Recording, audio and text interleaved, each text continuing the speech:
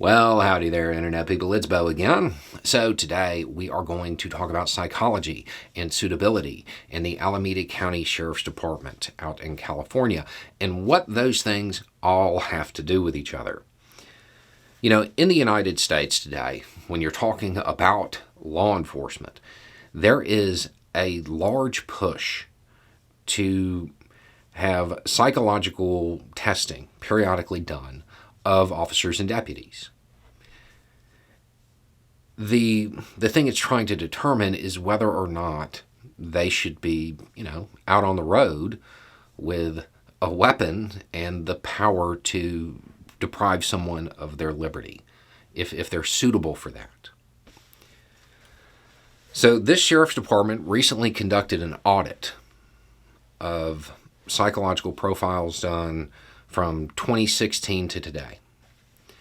47 deputies had their weapons and arrest powers taken away from them.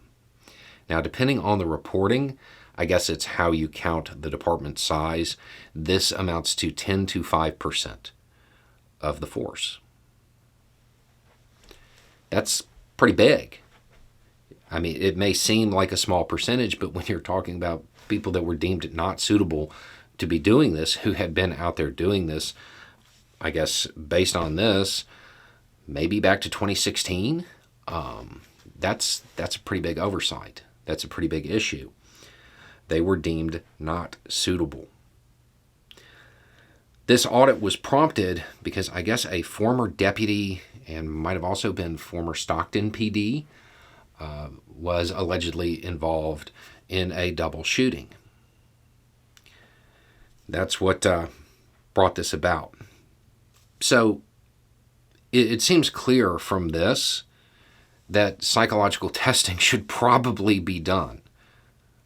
That's probably something that needs to happen nationwide. But then we get to the next issue. What do you think the next steps are? Reportedly, they are hoping to have them retested within 2 months.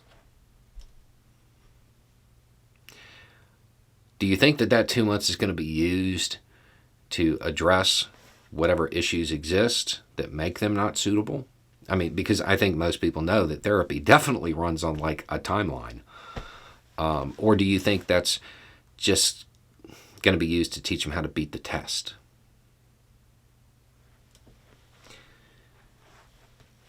The problem is, and this is the systemic part, is that a lot of law enforcement agencies don't view laws, rules, regulations as actually applying to them because they enforce them, so they're above them.